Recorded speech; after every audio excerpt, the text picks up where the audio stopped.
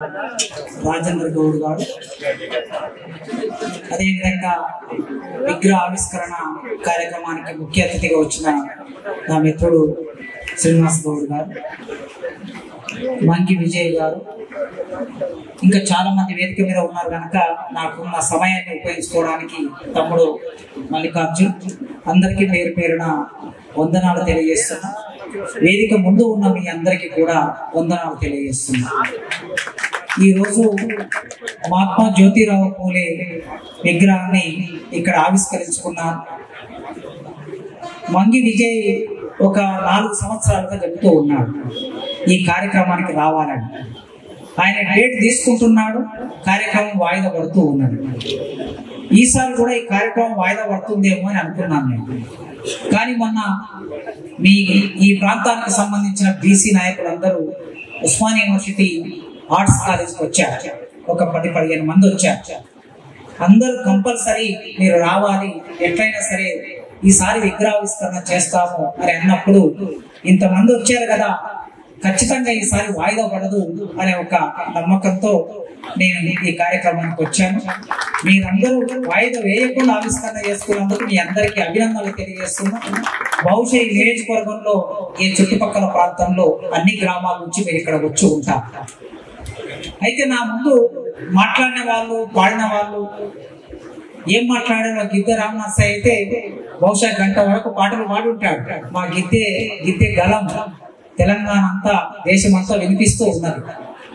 కనుక ముందు మాట్లాడిన వాళ్ళు తెలియదు కనుక నేను మాట్లాడే విషయాలు రిపిటేషన్స్ అయ్యే అవకాశం ఉంటుంది. ముఖ్యంగా నా తర్వాత శ్రీనివాస్ గౌడ్ ఎట్లా మాట్లాడతాడు, రాజకీయ విధానం.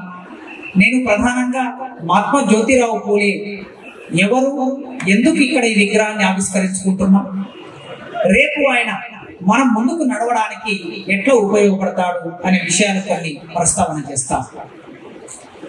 సరే, రాజకీయంగా ప్రధానంగా మాట్లాడుతున్నారు కనుక నా ముందున్న వాళ్ళందరూ, ఇప్పుడే నేను గూగుల్ సెర్చ్ చేశాను. నాగర్ కర్నూలు నియోజకవర్గానికి ఎమ్మెల్యే నియోజకవర్గం అయినప్పటి నుంచి ఎంతమంది ఇక్కడ ఎమ్మెల్యేలు అయ్యారు, ఏ కులం వాళ్ళు ఎమ్మెల్యేలు అయ్యారని నేను సెర్చ్ చేసి చూస్తే శ్రీనివాస్ గౌడ్ నేను చూస్తూ ఉన్నాం దాన్ని. మొట్టమొదలు 62లో మహేంద్రనాథ్ గారు ఎమ్మెల్యే అయ్యారు కాంగ్రెస్ పార్టీ నుంచి. మహేంద్రనాథ్ గారు ఎస్సీ మాదిగ కులానికి చెందినవారు. ఇక తర్వాత వంగ నారాయణ గౌడు 3 సార్లు ఎమ్మెల్యే అయ్యారు. వంగ మోహన్ గౌడు 1 సారి ఎమ్మెల్యే అయ్యారు. అంటే గౌడ్లు 4 సార్లు అయ్యారు. మధ్యలో శ్రీనివాసరావు అనే పేరు ఉంది. బహుశా కులం ఏందో నాకు తెలియదు. పెద్దవాళ్ళు ఎవరైనా బ్రాహ్మణ్, శ్రీనివాసరావు 1 సారి బ్రాహ్మణుడు అయ్యారు. ఇక తర్వాత 9 మంది రెడ్లు ఈ నియోజకవర్గానికి ఎమ్మెల్యేలు అయ్యారు. నాగ జనార్దన్ రెడ్డి నుంచి మొదలు పెడితే ఇవాళ ఇప్పుడు ఉన్నటువంటి రెడ్డి వరకు. ఆ క్యాలిక్యులేషన్ ఏమిటి, ఆ జనాభా ఏమిటి, ఎవరి ప్రాతినిధ్యం ఎట్లా ఉంది, ఈ విషయాలన్నీ కూడా మీరు తరిచి చూసుకోండి, పరిశీలించుకోండి. ఎవరి జనాభా ఎంత ఉంది, ఎవరు ఎమ్మెల్యేలు ఎన్నిసార్లు అవుతున్నారు, ఎమ్మెల్యేలు కావటం మూలంగా మొత్తం మన జీవితంలో మార్పు వస్తుందా రాదా అనేది ఒక పెద్ద చర్చ. మార్పు రావాలని కోరుకుంటున్నాం. ఎమ్మెల్యే కావడం, ఆ కమ్యూనిటీ నుంచి ఒకరు ఎమ్మెల్యే అయితే ఆ సమాజం మార్పు రావాలి అంటే ముఖ్యంగా భూమి మీద మనకు హక్కు రావాలి, మనకు భూములు కావాలి, భూమి మీద హక్కు కావాలి, అంటే పట్ట కావాలి, ఉద్యోగాల్లో అవకాశాలు కావాలి, అదేవిధంగా వ్యాపారాల్లో అవకాశాలు కావాలి, సంపద మీద హక్కు రావాలి, సమాజం అందరూ సమానంగా ఉండాలి, ఒకరు ఎక్కువ ఒకరు తక్కువ అనే భావన లేకుండా సమానంగా ఉండాలి. అట్లా సమానంగా మనుషులందరూ ఉండడం కోసం కావలసిన పోరాటం చేయడానికి వాళ్ళు ఎమ్మెల్యేలు అవుతారా, ఎంపీలు అవుతారా, సర్పంచులు అవుతారా, ఎవరవుతారు అనేది దేని మీద ఆధారపడి ఉంటుందంటే వాళ్ళు ఎవరి కోసం పని చేస్తారు అనే దాని మీద ఆధారపడి ఉంటుంది. అయితే మన మాట మనకు రావాలి. లెక్క ప్రకారం, జనాభా ప్రకారం మనం ఈ దేశంలో ఎంత జనాభా ఉన్నామో అంత జనాభా సంపద మీద మన మాట ఉండాలి, రాజ్యాధికారంలో మన మాట ఉండాలి, ఉద్యోగాల్లో మన మాట ఉండాలి. అది మన హక్కు, రాజ్యాంగం ఇచ్చిన హక్కు. ఆ హక్కు కోసం మన పోరాటాన్ని మొదలు పెడుతూనే ఉండాలి. అయితే పోరాటం చేయడానికి చైతన్యం కూడా కావాలి. గుట్టిగా పోరాడాలంటే ఎట్లా పోరాటం చేస్తారు? పోరాడడానికి ఒక సిద్ధాంతం కావాలి. ఆ సిద్ధాంతం తెలియాలి, ఆ సిద్ధాంతాన్ని ప్రచారం చేయాలి. ప్రచారం చేయాలంటే సిద్ధాంతాన్ని రూపొందించిన వ్యక్తులు కూడా ఉంటారు. ఇప్పుడు అంబేద్కర్ ఉన్నాడు. అంబేద్కర్ ఒక సిద్ధాంతాన్ని రూపొందించాడు. ఎంతో కొంత ఎస్సీలు అంబేద్కర్ సిద్ధాంతంతో చైతన్యవంతమై కొద్ది మేరకి తమ హక్కుల కోసం పోరాటం చేస్తున్నారు. కొద్ది మేరకి మార్క్స్ అనే ఒక పెద్ద మనిషి ఉన్నాడు. ఆయన ఒక సిద్ధాంతాన్ని రూపొందించాడు. కమ్యూనిస్టు పార్టీలు అందరూ కలిసి మార్క్స్ సిద్ధాంతం మీద పోరాటం చేసుకుంటారు. వాళ్ళకు ఒక క్యాడర్ ఉంటుంది. కమ్యూనిస్టులు గిజనపల్లిలో ఉన్నారు, నాగర్కర్నూలులో ఉన్నారు, మంగనూరులో ఉన్నారు. మన ప్రాంతంలో కమ్యూనిస్టు ప్రాబల్యం బాగానే ఉంటుంది. కొల్లాపూర్లో ఉన్నారు. వాళ్ళకు ఒక సిద్ధాంతం. అదే విధంగా కాంగ్రెస్ వాళ్ళకు ఒక సిద్ధాంతం ఉంది. వాళ్ళ సిద్ధాంతం గాంధీ చెప్పిన సిద్ధాంతం, నెహ్రూ చెప్పిన సిద్ధాంతం. వాళ్ళ సిద్ధాంతం ఏమిటి అంటే ఈ దేశాన్ని మేము ఎక్కువ రోజులు పరిపాలించాలి. మేము ఎక్కువ రోజులు అంటే ఆనాడు బ్రిటిష్ వాళ్ళకి వ్యతిరేకంగా పోరాటం చేసినటువంటి వాళ్ళు కనుక ఆ బ్రిటిష్ వాళ్ళకి వ్యతిరేకంగా పోరాటం చేసిన భారత జాతీయ కాంగ్రెస్ తర్వాత కాంగ్రెస్ పార్టీగా మారింది. ఆ పార్టీ మేము ఎక్కువ రోజులు ఈ దేశాన్ని బ్రాహ్మణులు, బనియాలు, కాపులు, కమ్మలు, రెడ్లు ఎక్కువ రోజులు వెలమలు మేము పరిపాలించాలని వాళ్ళు అనుకుంటారు. అది వాళ్ళ సిద్ధాంతం. బీజేపీలో ఒక సిద్ధాంతం ఉంది. బీజేపీల సిద్ధాంతాన్ని రూపొందించిన ఆయన గోల్వాల్కర్, హెడ్గేవార్, వీళ్ళిద్దరు బీజేపీలకు సిద్ధాంతాన్ని రూపొందించారు. వాళ్ళ సిద్ధాంతం ఏమిటంటే భారతదేశాన్ని హిందూ దేశంగా మార్చాలి. అది వాళ్ళ సిద్ధాంతం. ఎవరి సిద్ధాంతం వాళ్ళకున్నది. ఆ సిద్ధాంతం ప్రకారం వాళ్ళు పనిచేసుకుంటూ పోతున్నారు. ఇప్పుడు మరి జై బీసీ, బీసీ ఐక్యత వర్తిల్లాలని మీరు అంటున్నారు. కమ్యూనిస్టు పార్టీ దగ్గరికి పోతే ఏమంటారు వాళ్ళు? మార్క్సిజం వర్తిల్లాలి అంటారు. కమ్యూనిస్టు దగ్గరికి పోతే. కాంగ్రెస్ దగ్గరికి పోతే ఏమంటారు? గాంధీ, నెహ్రూ వర్తిల్లాలి అంటారు. బీజేపీల దగ్గరికి పోతే ఏమంటారు? హెడ్గేవార్ వర్తిల్లాలి అంటారు. మరి మీరు ఏమంటారు? ఇది సమస్య. దళితుల దగ్గరికి పోతే ఏమంటారు? మాయావతి ఏమంటది? అంబేద్కర్ వర్తిల్లాలి, అంబేద్కరిజం వర్తిల్లాలి అంటే. మరి బీసీలు జై బీసీ అని కాకుండా మనకు ఒక సిద్ధాంతం ఉండాలి కదా. ఆ సిద్ధాంతం ప్రకారం మనం పోరాటం చేయాలి. ఒక్కొక్కరితో సిద్ధాంతం ఉన్నది. బీఆర్ఎస్ వాళ్ళకి తెలంగాణ సిద్ధాంతం. తెలంగాణ సిద్ధాంతం కనుక తెలంగాణ సిద్ధాంతాన్ని ఎవరు రూపొందించారంటే వాళ్ళు ఏమంటారు? కేసీఆర్ రూపొందించాడు కనుక కేసీఆర్ మాకు జాతి పిత, జై కేసీఆర్ అని వాళ్ళు అంటారు. అది వాళ్ళ సిద్ధాంతం. అందుకోసమే మనకు సిద్ధాంతాన్ని రూపొందించుకొని దాని ప్రకారం ముందుకెళ్ళడానికి ఆలోచన చేయాలి. అప్పుడే ఈ ఆలోచన చేస్తే ఒక్కరోజు కాకుండా ఏడాది, 2 ఏళ్ళు, 3 ఏళ్ళు, 10 ఏళ్ళు, 20 ఏళ్ళు లక్ష్యం పెట్టుకోవాలి. ఇప్పుడిప్పుడు ఉరుకులాడితే ఇల్లు అలగ్గానే పండుగ కాదు. ఇల్లు అలుకుంటే పండుగ కాదు కదా. పండుగ కావాలంటే పొయ్యి మీద కుండ ఎక్కాలి, కుండలోకి ఎసరు పెట్టాలి, ఎసరులోకి బియ్యం రావాలి, తర్వాత ఇంత మాంసం తెచ్చుకోవాలి, వండుకోవాలి, ఇంత పరమాన్నం వండుకోవాలి అంటే చక్కెర కావాలి, ఏదో బెల్లం కావాలి, పూజ చేయాలి అంటే టెంకాయ కావాలి. ఇన్ని వస్తేనే పండుగ. కనుక అడిగినంత మాత్రాన పండుగ కాదు. అందుకే ఇల్లు అలకాలి, పండుగ చేయాలంటే అన్ని తెచ్చుకోవాలి. ఇప్పుడు మనం ఆలోచన మొదలు పెట్టాం. ఈ ఆలోచన ముందుకెళ్ళాలంటే నిదానంగా పనిచేసుకుంటూ వెళ్ళాలి. ఇప్పటికిప్పుడే శ్రీనివాస్ గౌడ్ ఎమ్మెల్యే కాకపోవచ్చు. శ్రీనివాస్ గౌడ్ 30 ఏళ్ళ నుంచి ఆయన స్టూడెంట్ ఉన్నప్పటి నుంచి పోరాటం చేస్తూ ఉన్నాడు. ఆయన స్టూడెంట్ విద్యాసంఘానికి ఆయన నాయకుడు. నేను తెలంగాణ విద్యాసంఘానికి నేను నాయకుడు. మేమిద్దరం కలిసి పనిచేసేవాళ్ళం. ఆ స్నేహం ఇప్పటికీ ఉన్నది. ఆ రోజు నుంచి ఈ రోజు వరకు పనిచేస్తున్నాడు. 30 ఏళ్ళ నుంచి ఇంకా 30 ఏళ్ళు పనిచేస్తూ కావచ్చు. కానీ మనం చేసే పని అనేది మన తర్వాతి తరాలకి ఉపయోగపడాలి, భవిష్యత్తుకు ఉపయోగపడాలి. ఆ భవిష్యత్తుకు ఉపయోగపడడానికి పనిచేయాలి. కాంగ్రెస్ 1885లో కాంగ్రెస్ పెట్టుకున్నారు. 1885లో పెట్టుకుంటే వాళ్ళు ఎన్నికల్లో పోటీ చేసి ఎప్పుడు ప్రధానమంత్రి అయ్యాడు? నెహ్రూ 1946లో నెహ్రూ ప్రధానమంత్రి అయ్యాడు. ఎన్నేళ్ళకి అయ్యాడు? 75 ఏళ్ళకి ప్రధానమంత్రి అయ్యాడు. పార్టీ పెట్టుకున్నాక 75 ఏళ్ళకి అయ్యాడు. బీజేపీలో ప్రధానమంత్రి ఎప్పుడయ్యిందో 1925లో పార్టీ పెట్టుకున్నారు వాళ్ళు. RSS 25లో పార్టీ పెట్టుకుంటే వాళ్ళు ఎప్పుడైనా ప్రధానమంత్రి ఫుల్ మెజార్టీతో 2014లో అయ్యారు. మధ్యలో వాజ్పేయి 2 సార్లు అయ్యింది. అంటే 100 దాదాపు 90 ఏళ్ళకి మన ప్రధానమంత్రి అయ్యారు బీజేపీ. కమ్యూనిస్టులు వాళ్ళు 1925లో పార్టీ పెట్టుకున్నారు. వాళ్ళు పోరాటం చేస్తూ వస్తూ ఉన్నారు. ప్రధానమంత్రులు కాలే, ముఖ్యమంత్రులు అయ్యారు కొన్ని రాష్ట్రాలు. ఇట్లా ఒక్కొక్కరు తమ పార్టీలు పెట్టుకున్నారు, సిద్ధాంతం పెట్టుకున్నారు, దాని ప్రకారం పోరాటం చేసుకుంటూ వస్తున్నారు. అయితే అధికారంలోకి రావడానికి సమయం పడుతుంది. ఆ సమయం పట్టడానికి ఎందుకు ఇంత సమయం పడుతుందంటే మన చేతుల్లో డబ్బు లేదు, మన చేతుల్లో భూమి లేదు, మనం ఊరంతా మన చేతుల్లో లేదు. ఊరు అంతా మనం చెప్తే వినరు. ఊరు ఎవరు చెప్తే వింటారు? చివరికి ఒక్క రెడ్డి ఉన్నా ఆయన చెప్తేనే వింటది ఊరు, ఒక్క వెలమ ఉన్నా ఆయన చెప్తేనే వింటది. మనం 10 మంది గౌండ్లు ఉన్నా, 10 మంది యాదవులు ఉన్నా, లేకపోతే 10 మంది ఇంకా వేరే వేరే కులాలు, మంగళుడు, సాకరుడు, ముదిరాజులు ఎవరున్నా సార్ మన మాట వినరు. ఆయన ఎక్కడో హైదరాబాద్ ఉంటాడు, కరెక్ట్ గా ఎన్నికలప్పుడు దిగుతాడు. ఎన్నికలప్పుడు దిగి ఊరినంతా చక్రం చేసేస్తాడు. ఎందుకంత బలం ఉంది అంటే అది కుల బలం ఉంది, డబ్బు బలం ఉంది. దాంతో పాటు ఏం జరుగుతుంది? ఆ చుట్టుపక్కల మన ఊళ్ళో ఉన్న వాళ్ళు వాళ్ళు చెప్తే ఓట్లు ఎందుకు వేస్తారయ్యా? ఒకసారి ఆలోచించండి. ఎందుకు వేస్తారంటే ఎంఆర్ఓ ఆఫీస్ కు వెళ్ళాలంటే, ఎంఆర్ఓ పని చేయాలంటే ఆ రెడ్డిలో ఆ వెలమాయను చెప్తేనే ఎంఆర్ఓ పని చేస్తారు.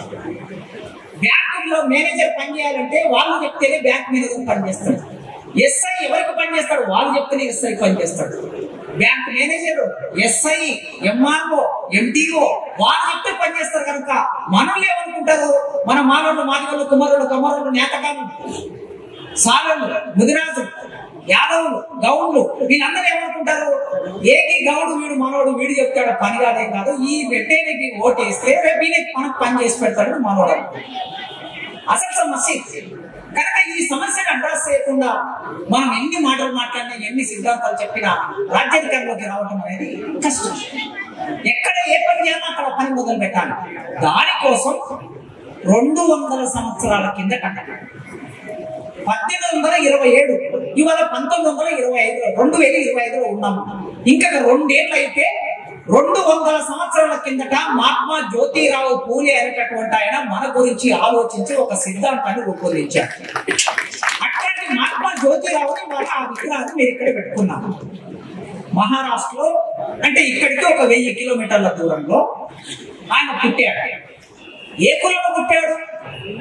పూలే కులం. పూలే కులం అంటే అక్కడ పూలే కులం, మాలి కులం అంటారు దాన్ని.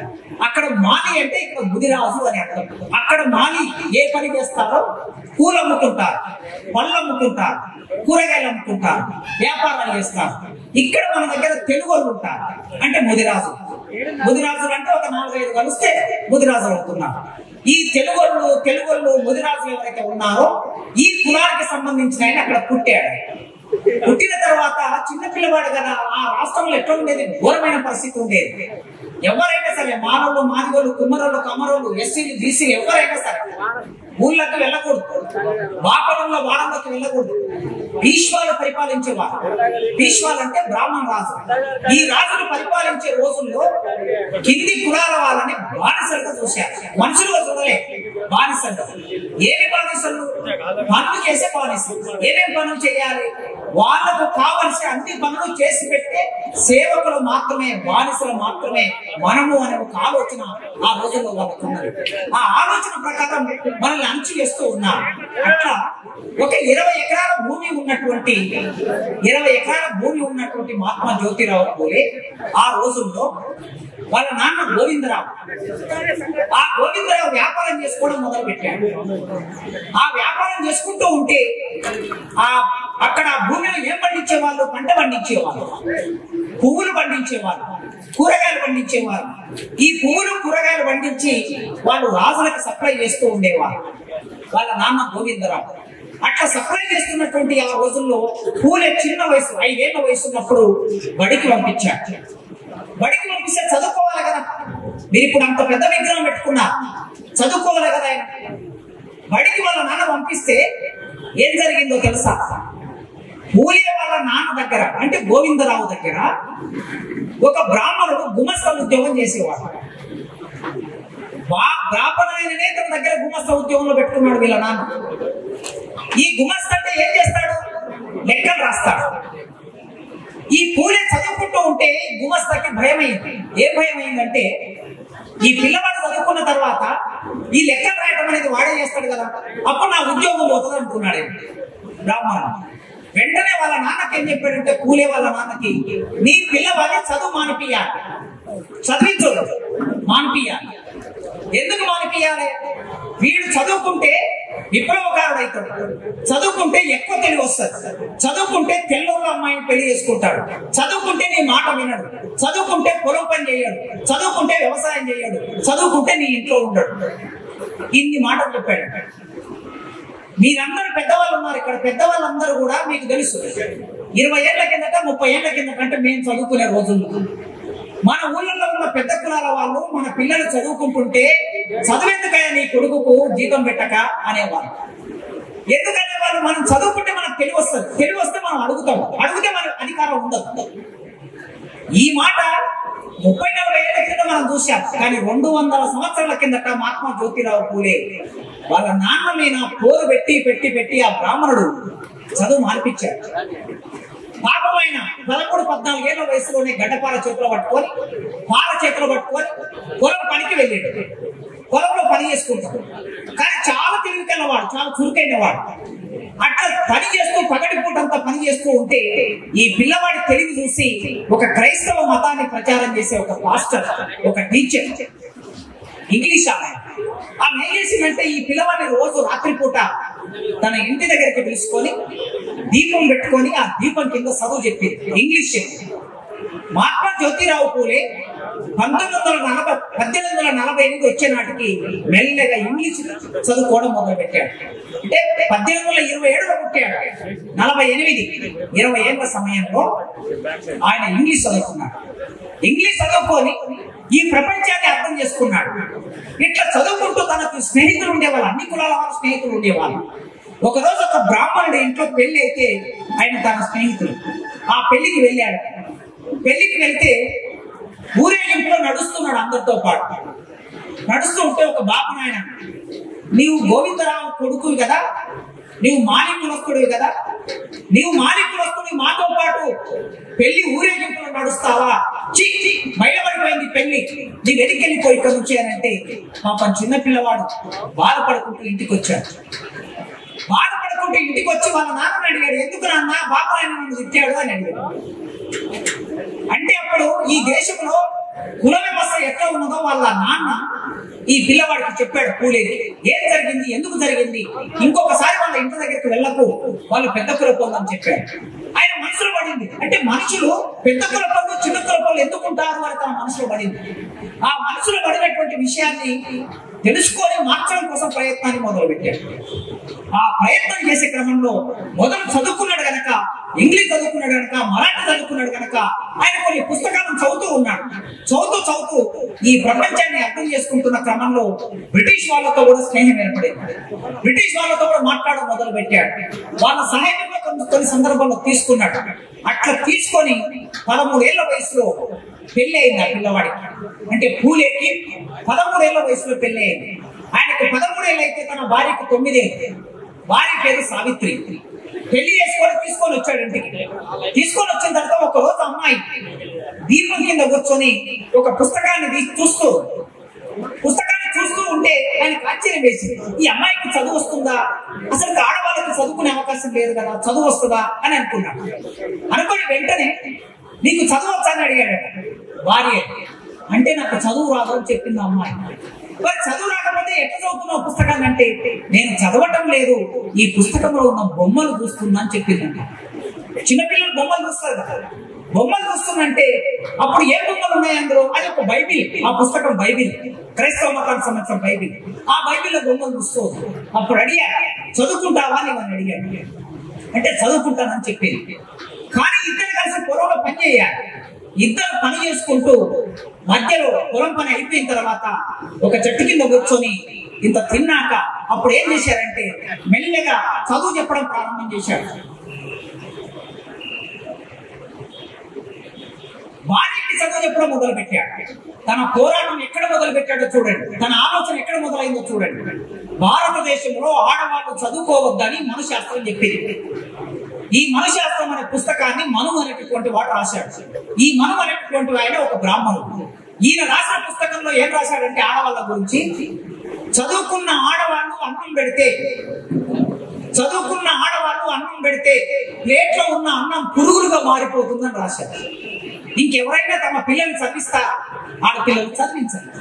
చదువుకున్న అమ్మాయిని ఎవడైనా పెళ్లి చేసుకుంటే పెళ్లి చేసుకున్న వాడు భర్త చనిపోతే వాడు స్వర్గానికి వెళ్ళకుండా నరకానికి వెళ్తాడని రాశాడు. ఎవడన్నా చదువుకునే అమ్మాయిని పెళ్లి చేసుకుంటాడా? కనుక అప్పుడు ఏం చేశారు, అమ్మాయిలను ఎప్పటికీ కూడా చదివించేవాళ్ళు కాదు, అమ్మాయిలను బడికి పంపించేవాళ్ళు కాదు. చదవటమే ఒక తప్పుగా భావించిన రోజుల్లో మహాత్మా జ్యోతిరావు పూలే తన ఇంట్లో తన భార్యకు చదువు చెప్పడం మొదలు పెట్టాడు. పోరాటం అక్కడ మొదలైంది. చదువు చెప్పుతూ ఆమెను ఒక మాట అన్నాడు, నేను నీకు చదువు చెప్పాను, కానీ నీలాగా చదువు రాకుండా చాలా మంది అమ్మాయిలు ఈ ఊళ్ళో ఉన్నారు, ఈ ప్రాంతంలో ఉన్నారు. వాళ్ళు ఎస్సీలు కావచ్చు, బీసీలు కావచ్చు, ఎవరైనా మహమ్మదీయులు కావచ్చు. కనుక వాళ్ళందరికీ చదువు చెప్పాలి అంటే నీవే టీచర్గా మారాలి. నేను ఒక స్కూల్ పెడతా, ఆ స్కూల్లో నువ్వు టీచర్ గా ఉండాలి అని చెప్పి ఆయన స్కూల్ పెట్టాడు. ఆ స్కూల్లో సావిత్రిబాయి పూలేని టీచర్ గా మార్చాడు. భారతదేశంలో మొట్టమొదటి టీచర్ ఎవరయ్యా అంటే సావిత్రిబాయి పూలే. ఆమె మహాత్మా జ్యోతిరావు పూలే. చదువు లేని చోట అక్షరాలను వెదజల్లాడు. ఆ అక్షరాలను వెదజల్లి జ్ఞానాన్ని ఇచ్చాడు. ఆమె జ్ఞానాన్ని అక్కడితో ఆపకుండా అందరికీ జ్ఞానాన్ని పంచాలని చెప్పాడు. ఆమె స్కూల్కు వెళ్తూ ఉంటే, పాఠం చెప్పడానికి వెళ్తే అక్కడ ఉన్న వాళ్ళు బ్రాహ్మణులు చాలా మంది నచ్చక ఆమె మీద పేడ నీళ్లు చల్లేవారు. పేడ నీళ్ళలో కలుపుకొని మనం సాంపెద ఉంటాం, సాంపెదల్లే పేడ తీసుకొచ్చి ఆమె నెత్తి మీద పోసేవారు. నీవు చదువు చెప్తావా, ఆడవాళ్ళకి చదవద్దని మేమంటే నీవు చదువు చెప్తావా అని చెప్పి ఆమెను ఆపేశారు. బురద నీళ్ళు ఆమె మీద పోసేవారు. అయినా కూడా భర్త సహాయంతో ఆమె ఒకరోజు చెప్పాడు, ఇట్లా నీళ్లు పోసి బాధ పెడుతుంటే వచ్చి ఏడ్చుకుంటూ కూర్చున్నది ఇంట్లో. అప్పుడు పూలే వచ్చి ఏమన్నాడంటే, సావిత్రి, మనం నడుస్తున్న దారి పూలదారి కాదు, మనం నడుస్తున్న దారి ముళ్ళదారి. ముళ్ళుంటాయి, పల్లెకాయలుంటాయి, రాళ్ళుంటాయి, రప్పలుంటాయి, చెట్లుంటాయి, దారి ఉండదు. మనం దారి చేసుకుంటూ నడవాలి. ఎవరు మనకు ఎర్రకి వాచి వచ్చారు. ఎక్కడ కూడా మనం భయపడకూడదు, ఎక్కడ నువ్వు దుఃఖపడకూడదు, వెనక్కి చూపు చూడకూడదు. మనల్ని భయపెట్టాలని, బాధ పెట్టాలని, వెనక్కి పోవాలని, పారిపోవాలని వాళ్ళు కుట్ర చేస్తున్నారు. అందుకే వాళ్ళు నీ మీద పేడ చల్లుతున్నారు కదా. నీవు ఒక సంచి తీసుకో, ఆ సంచిలో ఒక చీర, ఒక రైకె పెట్టుకో, నీవు బడికెళ్ళు. నీ మీద పేడ చల్లుతారు, నువ్వు కట్టుకున్న బట్టలు తడిసిపోతాయి. కానీ నువ్వు బడికెళ్ళిన తర్వాత నీ బ్యాగులో సంచిలో ఉన్న చీర, రైకె పెట్టుకొని అక్కడ పాఠం చెప్పు. అప్పుడు ఏం చేస్తారో చూద్దామని చెప్పాడు. ధైర్యం చెప్పాడు తన భార్య. పోరాటాన్ని, విప్లవాన్ని ఎక్కడి నుంచి మొదలు పెట్టాలి? ఇంట్లో నుంచి మొదలు పెట్టాలి. మీరు జైబీసీ జైబీసీ అంటున్నారు కదా, ఇప్పుడు ఇంతమంది మగవాళ్ళు ఉన్నారు, ఎంతమంది ఆడవాళ్ళు ఉన్నారు? ఇక్కడ వేదిక మీద కూడా ఇంతమంది మగవాళ్ళు ఉన్నారు, ఎంతమంది ఆడవాళ్ళు ఉన్నారు? ముగ్గురే ఉన్నారు. కనుక మన ఆడవాళ్ళను కూడా మనం చైతన్యం చేయాలి. మన అమ్మాయిలని, మన భార్యని, మన సమాజాన్ని. పూలే మనకు ఆదర్శం. తన ఇంటి నుంచి మొదలు పెట్టాడు పోరాటాన్ని. అట్లా ఆమె నిలబెట్టి పోరాటం చేస్తున్నప్పుడు ఊరంతా ఆయన ఇంటి మీదకి వచ్చింది. గోవిందరావు వాళ్ళ తండ్రి దగ్గరికి వచ్చి, నీ కొడుకు చేస్తున్నది తప్పు అన్నా. ఏమిటయ్యా నా కొడుకు ఏం తప్పు చేస్తున్నా? ఆడవాళ్లకు చదువు చెప్పడం తప్పు, శూద్రులకి చదువు చెప్పడం తప్పు. కనుక నీ కొడుకుని ఊరి నుంచి వెళ్ళగొట్టాలి, నీవు ఊరి నుంచి వెళ్ళిపోవాలి అని అంటే, అప్పుడు వాళ్ళ బాధపడలేక గోవిందరావు తన కొడుకును తన కోడలు ఇద్దరిని కూర్చోబెట్టి ఒక మాట్లాడియాడు. మీరు స్కూల్ మానేస్తారా లేదా ఇంట్లో నుంచి వెళ్ళిపోతారా? ఒకటే మాట్లాడి. వెంటనే మహాత్మా జ్యోతిరావు పూలే తన లక్ష్యం కోసం, తన ఆశయం కోసం, ఆశయం నిలబెట్టుకోవడం కోసం ఇంట్లోకి వెళ్ళి 4 జతల బట్టలు పెట్టుకొని ఒక పెట్టెలో బయటకు వచ్చాడు. స్కూలు నడపడానికి సిద్ధపడ్డాడు తప్ప ఇంట్లో ఉండడానికి సిద్ధపడలేదు. బయటకు వచ్చి స్కూల్ పెట్టాడు. మరి స్కూల్ పెట్టాలంటే స్కూల్ బిల్డింగ్ ఎవరు ఇస్తలేరు. ఇక్కడ ఇప్పుడు మన ముస్లిం మిత్రులు ఉన్నారు ఇక్కడ చాలా మంది. నా మిత్రుడు స్కై బాబా కూడా ఉన్నాడు. ఎవరు స్కూల్ ఇస్తలేరు. భవనం కావాలి, స్కూల్ పెట్టాలంటే ఇల్లు కావాలి. అప్పుడు ఒక ముస్లిం సోదరుడు, నేను ఇస్తాను ఇల్లు, మీరు ఈ స్కూల్లో పెట్టాడు. నా ఇంట్లో పెట్టండి స్కూల్. బ్రాహ్మణులు ఇవ్వలేదు, ఈశ్వరులు ఇవ్వలేదు, ఏ కులం వాళ్ళు ఇల్లు ఇవ్వలేదు. భయపడ్డారు బ్రాహ్మణులకి. కానీ ముస్లిం సోదరులు ఆలోచించారు, పూలే చేస్తున్న పని మంచి పని, ఇది సమాజానికి ఉపయోగపడే పని, ఇది తెలివిచ్చే పని, కనుక వీళ్ళకి సహాయపడాలని చెప్పి ఎంతమంది ఎన్ని రకాలుగా అడ్డుపడినా కూడా వాళ్ళు ముందుకు వచ్చి స్కూల్ ఇచ్చారు. అట్లా ఇప్పుడు ఫాతిమా పేరు చెప్పాడు కదా, ఇట్లా చాలా మంది పూలేకు సహకరించిన వాళ్ళు ఉన్నారు. చివరికి పూలేని చంపదమని కుట్ర చేశారు. ఆయన ఆకారం చూస్తే మీకు తెలుస్తుంది. చిన్నప్పుడే మంచి కర్రస్వామి నేర్చుకున్నటువంటి యోధులాగా ఉంటాడు. స్వాతంత్ర పోరాటంలో ఎందరితో ట్రైనింగ్ ఇచ్చినటువంటి ఒక అంటరాని మాదిగ కులానికి సంబంధించిన ఒక మల్ల యోధులతో ఆయన ట్రైనింగ్ తీసుకున్నాడు. అయితే ఒక రోజు పూలే పడుకుంటే పూలేను చంపడమని ఇద్దరు యువకులు పంపించాడు. ఆయన చంపేయాలి పడుకున్నప్పుడే. ఆ ఇద్దరు ఇంట్లోకి వచ్చారు. ఇంట్లోకి వచ్చిన తర్వాత చంపడానికి వస్తే వాళ్ళిద్దరిని అడ్డుకొని వాళ్ళిద్దరిని కూసబెట్టాడు. కూసబెట్టి మీది ఏ కులం రా అని అడిగాడు. ఏ వర్ణం మీది? శూద్రవర్ణం. శూద్రవర్ణం ఇంకే వర్ణం? అతిశూద్రుడు. అతిశూద్రుడు అంటే ఎవరు మీరు? హరిజనుడు. ఆయన చంపడానికి వచ్చినటువంటి వాళ్ళిద్దరు మాదిగ యువకులు చంపడానికి వచ్చారు. మాదిగ చంపడానికి వస్తే వాళ్ళిద్దరిని కూసబెట్టి, నేను ఎవరి కోసం పనిచేస్తున్నా? మీకోసం పనిచేస్తున్నా, మీ పిల్లల కోసం పనిచేస్తున్నా, మీ ఆడవాళ్ళ కోసం పనిచేస్తున్నా. నన్ను చంపితే నీకేమొస్తుంది? మనందరికీ విముక్తి రావాలి, మనందరి మీద ఆధిపత్యం చెలాయిస్తున్న వాడు నిన్ను నన్ను చంపడానికి పంపించాడు. కనుక నువ్వు వాడి వైపు ఉంటావా నా వైపు ఉంటావా అంటే ఆ రోజు నుంచి వాళ్ళిద్దరూ మహాత్మా జ్యోతిరావు పూలేకు శిష్యులుగా మారిపోయారు. ఆయన రక్షకులుగా మారిపోయారు. ఒకవైపు ముస్లింలు సహకరించారు, మరోవైపు మాదిగలు సహకరించారు. మాదిగలు శిష్యులుగా మారిపోయారు. అట్లా సమాజంలో ఎన్ని అడ్డంకులు వచ్చినా సరే వాటన్నిటిని దాటుకుంటూ మహాత్మా జ్యోతిరావు పూలే గట్టిగా నిలబడ్డాడు. స్కూల్ పెట్టాడు. బ్రిటిష్ వాళ్ళని ఒక ప్రశ్న అడిగాడు. ఈ దేశంలో మా వాళ్ళు ఎంతో లక్షల మంది కోట్ల మంది పనిచేస్తూ ఉన్నారు. ఈ కోట్ల మంది పనిచేస్తుంటే ఈ కోట్ల మంది మంగళంలో, కుమ్మరంలో, చాకరంలో, యాదవులు, నేతకాని, పద్మశాలి, ఇన్ని యాదవులు, ఇన్ని కులాల వాళ్ళు, గౌడ్లు ఒక్కొక్కరు పనిచేస్తాడు. గౌడన్న చెట్టుకి కళ్ళు తీస్తాడు, యాదవులు గొంగళ్ళు నేస్తారు, పద్మశాలి బట్టలు నేస్తారు, మంగళంలో సగ్రం చేస్తారు. ఇన్ని కులాల వాళ్ళు ఉన్నారు. కుమ్మరంలో కుండ చేస్తారు. ఇన్ని కులాల వాళ్ళు మేము పనిచేస్తేనే నీ ప్రభుత్వం బతుకుతుంది, నీ ప్రభుత్వం నిలబడుతుంది, నీ ప్రభుత్వం ఉన్నది. మేమందరం పనిచేసి నీకు పన్నులు కడుతున్నాం. ఈ పన్నులు కట్టే డబ్బు వస్తుంది. ఈ డబ్బు తీసుకొని స్కూల్ పెట్టావు, కాలేజీలు పెట్టినావు, యూనివర్సిటీలు పెట్టినావు. మరి నీ స్కూల్లో, నీ కాలేజీలో, నీ యూనివర్సిటీలో చదివే వాళ్ళు మా వాళ్ళు ఎంతమంది అని అడిగాడు. ఫస్ట్ మొట్టమొదటి ఈ ప్రశ్న వేసిన వాడు భారతదేశంలో మహాత్మా జ్యోతిరావు పూలే బ్రిటిష్ వాళ్ళకి ప్రశ్న వేశాడు. నువ్వు పెట్టిన స్కూలు, కాలేజీ, యూనివర్సిటీలో ఎవరు చదువుకుంటున్నారు? అగ్రకులాలు చదువుకుంటున్నారు. మేము లేవక్కడ. ఈ స్కూల్ నడవడానికి డబ్బులు వేస్తున్నారు, మేము ఇస్తున్నాం, మేము పన్నులు కడుతున్నాం. ఆ పన్నుల రూపంలో మీ ప్రభుత్వానికి డబ్బు వస్తుంది.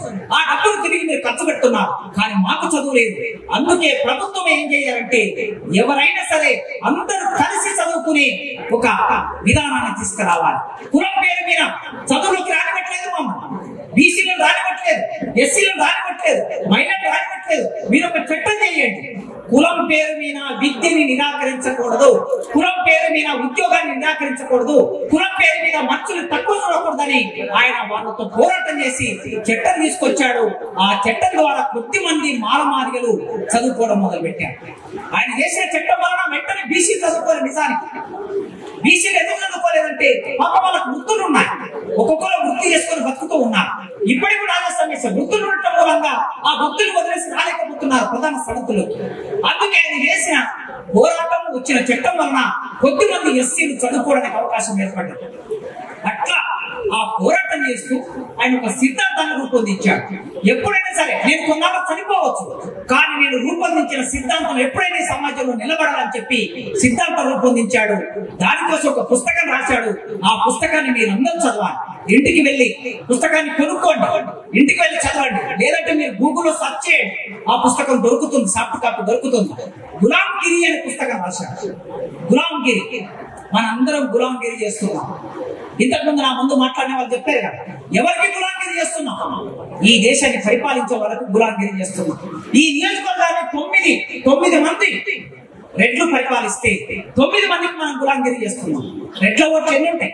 ఒక్కొక్క ఊర్లో ఎన్ని ఉంటాయి రెడ్ల ఓట్లు? 100 ఉంటాయి కావచ్చు, 50 ఉంటాయి కావచ్చు, 10 ఉంటాయి కావచ్చు, ఊరును బట్టి ఉంటాయి. కానీ అదే ఊర్లో బీసీల ఓట్లు ఎన్ని ఉంటాయి? ఊర్లో 1000 ఓట్లు ఉన్నాయంటే బీసీల ఓట్లు 800 ఓట్లు ఉంటాయి. 800 ఓట్లు ఉన్నటువంటి మనం ఎందుకు ఎమ్మెల్యే కాలేకపోతున్నాం? మరి తక్కువ ఉన్న వాళ్ళు ఎందుకు అవుతున్నారు? 9 మంది ఎందుకయ్యారు? మనమేం రెడ్లకు వ్యతిరేకం కాదు. వాళ్ళ జనాభా ఎంత ఉందో వాళ్ళు అంతమంది ఎమ్మెల్యేలు కావాలి. వాళ్ళ జనాభా ఎంత ఉందో వాళ్ళు అంతమంది ఎంపీలు కావాలి. వాళ్ళ జనాభా ఎంత ఉందో అంతమంది వాళ్ళు ముఖ్యమంత్రులు కావాలి. ఈ రాష్ట్రానికి ముఖ్యమంత్రులు ఎంతమంది అయ్యారు? ఇప్పటి వరకు బీసీ ముఖ్యమంత్రి అయ్యాడు? కాలేదు. మొట్టమొదటి తెలంగాణ రాష్ట్రానికి, హైదరాబాద్ రాష్ట్రానికి అక్కడి నుంచి మొదలు పెడితే ఈనాటి వరకు మొదలు బ్రాహ్మణులు అయ్యారు, ఆ తర్వాత బ్రాహ్మణుల తర్వాత రెడ్లు వచ్చారు, రెడ్ల తర్వాత వెలమలు వచ్చారు, వెలమ తర్వాత కమ్మలు వచ్చారు, కమ్మల తర్వాత రెడ్లు వచ్చారు, మళ్ళీ రెడ్ల తర్వాత వెలమలు వచ్చారు. కానీ మనం బీసీలు ఒక్కరంటే ఒక్కరు ముఖ్యమంత్రి కాదు. ఈ రాష్ట్రంలో మన జనాభా 60%. 60% జనాభాలో ఒక్కరు ముఖ్యమంత్రి కాదు. వెలమలు ఎంతమంది ఉన్నారు? 0.5. మొత్తం తెలంగాణ రాష్ట్రంలో తిరుమల మల్లన్న బహుశా రాలేదు ఇవాళ. ఆయన లెక్క చెప్పాడు నాకు ఒకసారి. సార్, ఈ రాష్ట్రంలో వెలమల కుటుంబాలు 7,200 వాళ్ళ జనాభా. 7,200 జనాభా ఈ రాష్ట్రంలో. తెలంగాణ 4 కోట్ల మందిలో 7,200. 7,200లో ఎన్నిసార్లు ముఖ్యమంత్రులు అయ్యారు? జనగం వెంగళరావు, కేసీఆర్ 3 సార్లు, అంటే 3 విడతలుగా ముఖ్యమంత్రులు అయ్యారు. 7,200 మంది ఉన్నోళ్ళు అయితే ఒక్క ఊరిలో, ఒక్క బిజనపల్లిలో ఒక్క కులం, మన బీసీ కులం అంత జనాభా ఉంటుంది. కాలేకపోయా. బ్రాహ్మణుల జనాభా ఎంత ఉంటుంది? 2% ఉంటుంది బ్రాహ్మణుల జనాభా. 2% ఉన్నటువంటి వాళ్ళు అంతమంది ముఖ్యమంత్రులు అయ్యారు, దేశాన్ని పరిపాలిస్తున్నారు. రెడ్ల జనాభా ఎంత ఉంటుంది? బహుశా 7%, 8% ఉంటుంది. 7% వాళ్ళు ఈ రాష్ట్రాన్ని ఎంతమంది పరిపాలించారు. అందుకే ఆనాడే మహాత్మా జ్యోతిరావు పూలే గులాంగిరి పుస్తకం రాసి మనమందరం గులాంగిరి చేస్తున్నాం, ఈ గులాంగిరి నుంచి బయటపడాలి అన్నారు. ఈ గులాంగిరి చేయడానికి ఏం చేస్తున్నారు? మన మెదడులను వాళ్ళు స్వాధీనం చేసుకున్నారు. మన మెదడు, ఈ మెదడు స్వాధీనం చేసుకొని ఏమంటున్నారంటే నేను ఎక్కువ, నువ్వు తక్కువ, మన మధ్యనే ఒకరికొకరికి పడకుండా చేసేసారు. పడకుండా చేసే చరిత్ర మొత్తం తప్పుగా రాసుకుంటూ వచ్చారు. ఏ చరిత్ర తప్పుగా రాసుకుంటూ వచ్చారు? రాక్షసుడు దేవతలు అని రాశారు. ఎవరు రాక్షసుడు, ఎవరు దేవతలు? రాక్షసుడు అంటే ఎవరు? రావణాసురుడు ఉన్నాడు, రావణాసురుడు రాక్షసుడు అన్నాడు. మరి రావణాసురుడు రాక్షసుడు అవుతే రాక్షసుడు అనేవాడు అప్పుడు ఉన్నారు కదా, మరి ఇప్పుడు కూడా ఉండాలి కదా రాక్షసుడు. 10 తలలు ఉన్నవాడు ఇప్పుడు కూడా పుట్టాలి కదా తల్లికి.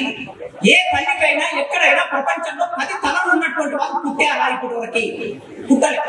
కానీ వాళ్ళు ఏం చేశారు? 10 తలలు పెట్టి రాక్షసుడు ముద్ర వేశారు. శివ చక్రవర్తి, బలి చక్రవర్తి, నరకాసురుడు, బకాసురుడు, ఈ పేర్లను పెట్టి వీళ్ళందరూ రాక్షసులు చేసేసారు. అసలు వీళ్ళందరూ ఎవరు తెలుసా? ఒకప్పుడు మన కులాల నుంచి ఎదిగినటువంటి రాజులు వీళ్ళు. ఈ రాజులను ఓడించడానికి, క్షత్రియులను రాజులు చేయడానికి, రాజులను ఓడించడానికి వీళ్ళ మీద రాక్షసులను ముద్ర వేశారు. ఈ మాట భారతదేశంలో మొట్టమొదలు చెప్పిన వాడు మహాత్మా జ్యోతిరావు పూలే గులాంగిరి. ఇది అసలు చరిత్ర రాసి ఒకప్పుడు మనకి దేశానికి పాలకులమయ్యా అని చెప్పడానికి చెప్పాడు. పాలకులు. ఇప్పుడు వామనుడు వచ్చాడండి, మహావిష్ణువు చిన్న వామనావతారం వేసుకొని వచ్చాడు. చిన్న వామనావతారం వేసుకొని వచ్చి ఆయన మీద, తల మీద ఒక కాలు, భూమి మీద ఒక కాలు, అక్కడ ఒక కాలు, ఇక్కడ ఒక కాలు పెట్టి తొక్కేసి ఆయన వచ్చే వాడు వామనుడు రాక తొక్కేస్తాడంటే వీడేమన్నాడు? వచ్చిన వాడు వామనుడు అయినా సరే ఆ పైవాడైన మహావిష్ణువే వస్తున్నాడు నీ దగ్గరికి. వాడు అడుగుతాడు మహావిష్ణువు. అడిగినప్పుడు నీవు మాట ఇయ్యకు, చెప్పకు అంటే మహావిష్ణువు అంతటి వాడు నా దగ్గరికి వచ్చి అతను కింద చెయ్యి పెట్టి నన్ను అడుక్కుంటే నా చెయ్యి పైన ఉంటే అంతకన్నా నాకేం కావాలి అన్నాడు ఆ మహానుభావుడు. అంటే మన కులాలకు సంబంధించిన వాళ్ళు ఇది ఆలోచించారు. అట్లా ఆలోచిస్తూ ఈ దేశంలో కింది కులాల వాళ్ళు ఎవరైతే ఉన్నారో బానిసలను చేసి, ఒకప్పుడు రాజులుగా ఉన్న వాళ్ళం, పాలకులుగా ఉన్న వాళ్ళం, ఉత్పత్తి సృష్టించిన వాళ్ళం, సంపద సృష్టించిన వాళ్ళం, మనమే బానిసలు చేసి వాళ్ళు రాసులయ్యారు అని చెప్పి ఆయన గులాంగిరి పుస్తకం రాశారు. మీరు ఆ పుస్తకం చదివితే మనకేం సిద్ధాంతం? ఇప్పుడు మీరు జై బీసీ అన్నారు కదా, జై బీసీ జై కావాలంటే సిద్ధాంతం ఏమిటి? మహాత్మా జ్యోతిరావు పూలే రాసినటువంటి గులాంగిరి పుస్తకం రాసిన సిద్ధాంతమే మన సిద్ధాంతం. అంబేద్కర్ రాసిన సిద్ధాంతమే మన సిద్ధాంతం. ఈ సిద్ధాంతం వెనుక మనం ముందుకెళ్ళినప్పుడు మనం సక్సెస్ అవుతాం. 1890లో ఆయన చనిపోయాడు పూలే. 90 ఆయన చనిపోయినప్పుడు 1991 అంబేద్కర్ పుట్టాడు ఈ దేశంలో. అంబేద్కర్ కంటరాని కులంలో పుట్టాడు, పూలే ముదిరాజ కులంలో పుట్టాడు, అంబేద్కర్ మాల కులంలో పుట్టాడు. అంబేద్కర్ పుట్టి పెరిగి పెద్దగైనాక ఒక మాట చెప్పాడు, నాకు మొదటి గురువు బుద్ధుడు, రెండో గురువు కబీర్, మూడో గురువు మహాత్మా జ్యోతిరావు పూలే అన్నాడు. ఈ మహాత్మా జ్యోతిరావు పూలే అనే గురువు నాకు లేకపోతే నేరుగా మహాత్మా జ్యోతిరావు పూలే అంబేద్కర్కి ఏం పాఠం చెప్పలేదు. ఆయన చనిపోయినాకైనా పుట్టాడు అంబేద్కర్. అయినా గురువు ఎందుకు స్వీకరించాడంటే భారతదేశంలో కులం గురించి మొట్టమొదలు ఆలోచించిన వాడు మహాత్మా జ్యోతిరావు పూలే. భారతదేశంలో వర్ణ వ్యవస్థ గురించి ఆలోచించిన వాడు పూలే. భారతదేశంలో బ్రాహ్మణానికి వ్యతిరేకంగా పుస్తకాలు రాసిన వాడు పూలే. ఆ వెలుగులో ఆ జాడులో అంబేద్కర్ ఏం చేశాడు? తర్వాత తన పోరాటాన్ని ముందుకు తీసుకెళ్లాడు. ఆ పోరాటాన్ని ముందుకు తీసుకెళ్లే క్రమంలో భారతదేశానికి రాజ్యాంగ రాసే క్రమంలో చాలా పోరాటం జరిగింది. ఆ పోరాటంలో అంబేద్కర్ ఒక మాట అన్నాడు, ఈ దేశంలో ఉన్న బీసీలు అందరూ నా వెంట వస్తే ఈ దేశ ముఖ చిత్రాన్ని మార్చేస్తాను అన్నాడు అంబేద్కర్. కానీ ఆ రోజు తెలుసు ఎవరికి? నెహ్రూకు తెలుసు, గాంధీకి తెలుసు, సర్దార్ పటేల్ తెలుసు, బాబు రాజేంద్ర ప్రసాద్ వీళ్ళందరికీ తెలుసు బీసీలు భారతదేశంలో ఎక్కువ జనాభా ఉన్నారు. ఈ ఎక్కువ జనాభా ఉన్న వాళ్ళు ఒకవేళ అంబేద్కర్ వెంట వెళ్తే బీసీలు ఎస్సీలు ఒకటైతే ఈ దేశ ముఖ చిత్రం మారిపోతుంది. బీసీలు ఎస్సీలు ఒకటైతే మహమ్మద్ అలీ జిన్నా రెడీగా ఉన్నాడు మహమ్మద్ అలీకి సపోర్ట్ చేయడానికి, అంబేద్కర్ సపోర్ట్ చేయడానికి. ముస్లింలు రెడీగా ఉన్నా ఇక బీసీలు ఎస్సీలు కలిస్తే మనకు అధికారంలో ఉండదని అప్పుడు ఏం చేశారంటే అంబేద్కర్ వెళ్ళి లండన్ లో రౌండ్ టేబుల్ సమావేశంలో పాల్గొంటే బీసీల చేత ఉత్తరాలు రాయించారు. ఇంగ్లాండ్ మెక్డొనాల్డ్ అనేవాడు అక్కడ ఆ సభలు నిర్వహిస్తూ ఉన్నాడు, రౌండ్ టేబుల్ కాన్ఫరెన్స్. ఉత్తరాలు రాయించారు ఏమనంటే, మాకు నాయకుడు అంబేద్కర్ కాదు, మాకు నాయకుడు మహాత్మా గాంధీ అని రాయించారు. బీసీలతోనే మాత్రమే కాదు ఎస్సీలతో కూడా రాయించారు. రాయిస్తే ఎస్సీని కుట్ర గాయించి బాంబేలో మద్రాసులో ఒక పెద్ద మీటింగ్ పెట్టుకొని మా నాయకుడు అంబేద్కరే, మాకు ఇంకెవ్వరు నాయకుడు లేదని చెప్పి వాళ్ళందరూ ఉత్తరాలు రాశారు. ఒకవేళ ఆ రోజు బీసీలు అంబేద్కర్ వెంట ఉంటే ఈ దేశం ఇట్లుండేది కదా. ఇవాళ మనం ఇట్లా మాట్లాడుకునే వాళ్ళం. ఆ రోజు అక్కడ జరిగిపోయింది. కానీ అంబేద్కర్ ఒకటి ఆలోచించాడు. నేను నిన్నటైనా అంబేద్కర్ గురించి మాట్లాడితే ఒక వీడియో ఇక్కడ పెట్టాను. ఆ వీడియో కింద కామెంట్ ఏముందంటే, అంబేద్కర్ బీసీలకు ఏం చేశాడు సార్, మీరు ఇంత గొప్పగా చెప్తున్నారు అంబేద్కర్ గురించి అని కామెంట్. నేను రాత్రి ఆ కామెంట్ చూశాను. అంబేద్కర్ బీసీల కోసం ఏం చేశాడో తెలియకపోతే మనకు అర్థం కాదు. శ్రీనివాస్ గౌడ్ తెలుసు ఆ విషయం. ఇప్పుడు భారతదేశంలో మన వాట మనకు రావాలని కోరుకుంటున్నాం. బీసీలకు 52% 60% బీసీ జనాభా ఉంటే మనకు రిజర్వేషన్ 25% ఉన్నది. మన జనాభా 50కి పైగా, మన రిజర్వేషన్ విద్యా ఉద్యోగ రంగాల్లో 25% ఉన్నది. ఎందుకున్నారు? ఎందుకు 50% లేదు? వాళ్ళు బ్యాక్వర్డ్ అగ్రకులాల్లో ఆర్థికంగా వెనుకబడిన వాళ్ళని చెప్పేసి 10% రిజర్వేషన్ తీసుకున్నారు. వాళ్ళ జనాభా 10%, 10% జనాభాకి 10% తీసుకున్నారు. కానీ బీసీలు 50% పైన ఉంటే 25% ఇచ్చారు. అన్యాయం చూడండి. అంబేద్కర్ ఆ రోజు సమస్యను గ్రహించాడు. ఎప్పుడైనా సరే బీసీలు అత్యధికంగా వెనుకబడిన వాళ్ళు ఈ దేశంలో ఎంతో కొంత క్రైస్తవం రావటం మూలంగా నా దళితులు కొంత చదువుకోగలిగారు. నేను పోరాటం చేయటం మూలంగా, నాకన్నా ముందు పూలే పోరాటం చేయటం మూలంగా దళితులకి కొద్ది చైతన్యం వచ్చింది, కొన్ని ఉద్యోగాలు వచ్చాయి, కొంత చదువు వచ్చింది. కానీ పాపం బీసీలు అన్నాడు ఆయన. ఈ పాపం బీసీలు మంగళం అదే వృత్తి చేస్తారు, సాకలు అదే వృత్తి, ముట్టు బట్టలకి ఏవో ఊరట వెంకన్న రాశాడు, మాయితో గుట్టినోన్ని మల్లే పూలిగా చేసి ముట్టు బట్టాలుకి ముద్దుగా చేస్తే అగ్రకులం మూడమని మురిసిపోతున్నావు అని రాశాడు. శరీరం నిండా వెంట్రుకలు పెరిగితే ఆ వెంట్రుకలు కట్ చేసి అందమైన కటింగ్ చేసి గడ్డం చేస్తే మంగళోడు అని దూరం పెట్టాడు.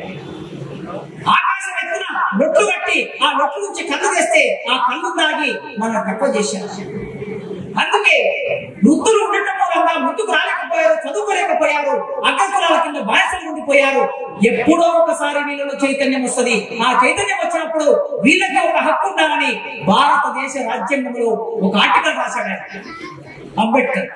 ఏం రాశాడంటే, వీళ్లకు విద్యా ఉద్యోగ రాజకీయ రంగాల్లో వీళ్లకు సంబంధించిన వాటాని హక్కులు కల్పించాలంటే రాజ్యాంగ సవరణ చేసి ఒక కమిషన్ వేసి కమిషన్ రిపోర్ట్ తీసుకొని ఆ కమిషన్ రిపోర్టు ఆధారంగా వీళ్ళకి రిజర్వేషన్లు కల్పించవచ్చు, వాళ్ళకి విద్యా ఉద్యోగ రంగాల్లో అవకాశం ఇవ్వచ్చు అని అంబేద్కర్ రాసి పెట్టాడు. ఆ రాసి పెట్టడం మూలంగానే మొట్టమొదటి కాలేకర్ కమిషన్ మొదటి కమిషన్ వేశారు.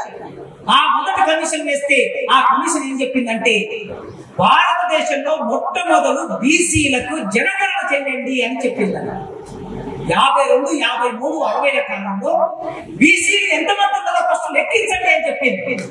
ఆ రోజు నుంచి ఈ రోజు వరకు మన జనగణన ఏమని మనం అడుగుతుంటే కమిషన్లు చెప్తే ఎవరు పట్టించుకోవట్లేదు. ఆ రిపోర్ట్ తీసి పక్కన పడేశారు. తర్వాత మండల కమిషన్ రిపోర్ట్ వచ్చింది, ఆ రిపోర్ట్ తీసి పక్కన పడేశారు. ఇక్కడ మన దగ్గర మురళీధరరావు కమిషన్ వచ్చింది, ఆ రిపోర్ట్ తీసి పక్కన పడేశారు. జనాభా గణన చేయకపోవడం మూలంగా మనకు చాలా అన్యాయం జరుగుతున్నది. అందుకే అంబేద్కర్ ఆ రోజు భారత రాజ్యాంగంలో దాన్ని పెట్టాడు ఆప్షన్. దాని ప్రకారం మనం ఇవాళ ముందుకు వెళ్ళాలి. జనగణన జరిగినప్పుడే మన జనాభా ఎంతో తెలుస్తుంది, మన వాటా ఎంతో తెలుస్తుంది. అప్పుడు మనం పోరాటం ఎట్లా చేయాలో మనకు అర్థమవుతుంది. కనుక బీసీ ప్రజలు ఈ దేశంలో మెజారిటీ జనాభా. నేను చాలా సందర్భంలో చెప్పాను, మళ్ళీ ఇప్పుడు చెప్తున్నా. ఈ దేశంలో ఎస్సీ 22%, బీసీలు 50కి పైగా, ముస్లింలు ఇంకొక 15%, 10%, 15%.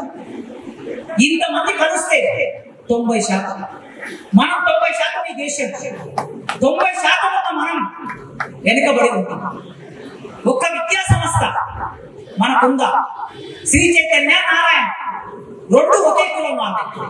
లేకపోతే ఇంకా రెడ్లు అయితే వెలుమలు, లేకపోతే కమ్మలు, లేకపోతే రెడ్లే. ఒక విద్యా సంస్థ మనకుందా? లేదు. లేదు. ఒక పెద్ద కంపెనీ మనకుందా? లేదు. డబ్బు మన దగ్గర ఉందా? లేదు. కోట్ల రూపాయలు ఇచ్చి ఎకరాల, వేల ఎకరాల భూమి మనకుందా? లేదు. ఈ సంపద మొత్తం సహజ వనరులు మన దగ్గర లేనప్పుడు సంపద మన దగ్గర ఉండదు సహజంగా. అందుకే ఇంకా హైదరాబాద్ లో ఉస్మానియా యూనివర్సిటీ మెట్లెక్కనటువంటి కులాలు చాలా ఉన్నాయి. ఆ మెట్లు ఎక్కని కులాలు, చదువుకోవడానికి మెట్లెక్కని కులాలు చాలా ఉన్నాయి. మరి ఎప్పుడు ఈ కులాలు మెట్లెక్కాలి? ఎప్పుడు చైతన్యం రావాలి? ఎప్పుడు కూలేం చదువుకోవాలి? ఎప్పుడు పోరాటం చేయాలి? ఎప్పుడు రాజకీయాల్లోకి పోవాలి? దానికోసం ఒక సిద్ధాంతాన్ని రూపొందించుకొని ఇట్లాంటి మహాత్మా జ్యోతిరావు పూలే ఆలోచన వెలుగులో మనం ముందుకు వెళ్ళాలి. మీరందరూ మన సమాజాన్ని చైతన్యం చేయండి, గ్రామాల్లోకి వెళ్ళండి, మీటింగులు పెట్టండి, యువతరాన్ని సమీకరించండి. ఈ మధ్యలో ఒక సర్వే రిపోర్ట్ వచ్చింది, యూనివర్సిటీలో ఒక సర్వే చేశారు. ఆ రిపోర్ట్ ఏం చెప్తున్నదంటే ఎక్కువ మంది బీసీ కులాల్లో ఉన్న ఒక 5 కులాలు, యాదవ కులం, గౌడ కులం, ముదిరాజు కులం, పద్మశాలి కులం, కాపు కులం, ఈ 5 కులాల యువతరం అంటే 18 ఏళ్ల నుంచి 35 ఏళ్ల మధ్య ఉన్న యువతరం అంతా బీజేపీకి దగ్గరగా ఉంటున్నారు. ఇది వచ్చిన రిపోర్ట్. బీజేపీకి దగ్గరగా వాళ్ళ ఆలోచన విధానం కొనసాగుతూ ఉన్నది. రేపు మరి రాజ్యాధికారం అనే ఆలోచన వచ్చినప్పుడు, ముఖ్యమంత్రి ఆలోచన, ప్రధానమంత్రి ఆలోచన వచ్చినప్పుడు రేపు ఈ యువతరాన్ని మహాత్మా జ్యోతిరావు పూలే ఆలోచన విధానంతో మీరు చైతన్యం చేస్తారా? అంబేద్కర్ ఆలోచన విధానంతో చైతన్యం చేస్తారా? బీజేపీ ఆలోచన విధానంతో చైతన్యం చేస్తారా? ఒక స్పష్టత లేకపోతే రేపు రానున్న కాలంలో ప్రమాదం ఉంది. కనుక మీరు మీ యువతరాన్ని చైతన్యం చేస్తేనే 62% ఈ దేశంలో యువతరం జనాభా అంటే 75 కోట్ల మంది. 140 కోట్ల మందిలో 75 కోట్ల మంది యువతరము. యువతరం అంటే 18 ఏళ్ళ నుంచి 35 ఏళ్ల మధ్య ఉన్న వాళ్ళు చైతన్యవంతమైతేనే ఈ దేశ అధికారం మన చేతుల్లోకి వస్తుంది, సంపద మన చేతుల్లోకి వస్తుంది. ఆ చైతన్యం చేసే క్రమంలో ఇలాంటి సభలు పెట్టి ఇంతసేపు మీరు ఇక్కడ వెయిట్ చేసి నన్ను పిలిచినటువంటి ఈ నిర్వాహక కమిటీ మిత్రులందరికీ పేరు పేరున ఉద్యమాభివందనాలు తెలియజేస్తూ ఇంతటితో ముగిస్తున్నాను.